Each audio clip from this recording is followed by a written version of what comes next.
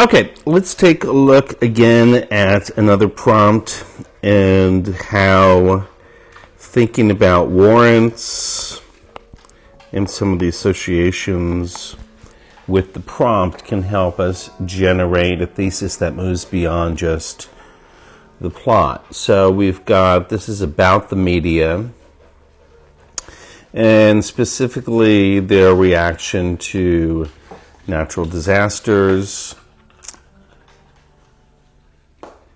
And our position is whether the media has a positive influence on the effects of a disaster. So, let's take a look at, obviously, the media. And there's some warrants and assumptions people have about the media. That is, an institution should be an institution that provides truth and objectivity,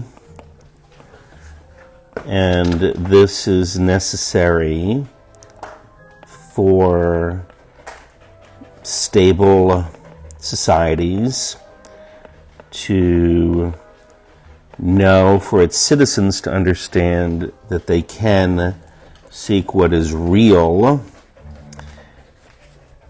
from some particular institution. And certainly, this is heightened in a situation of vulnerability. And so, the ideal is what we should all strive for and hold the media accountable to.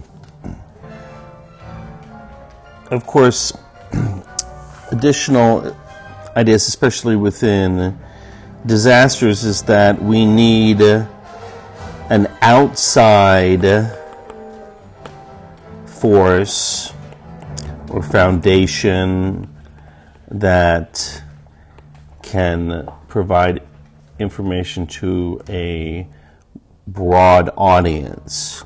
And so the media and holding them accountable to this function is what can be certainly a positive effect on a community in need.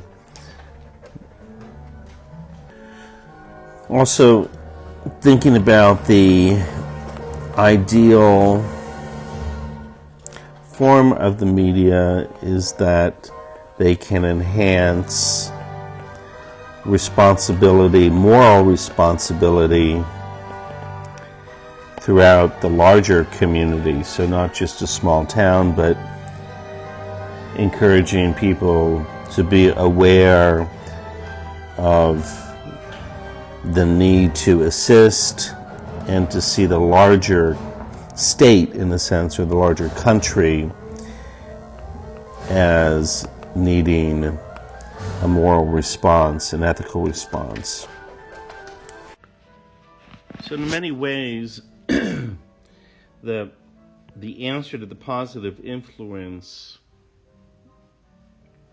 can be anchored in several warrants and assumptions about seeking virtue, seeking a society that is always needing to become more virtuous, and helping the vulnerable, helping those in most need. And the media can play a role in modeling what does the ideal virtuous moral society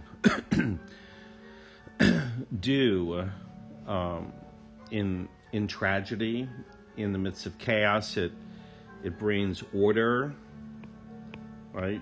It brings calm to chaos,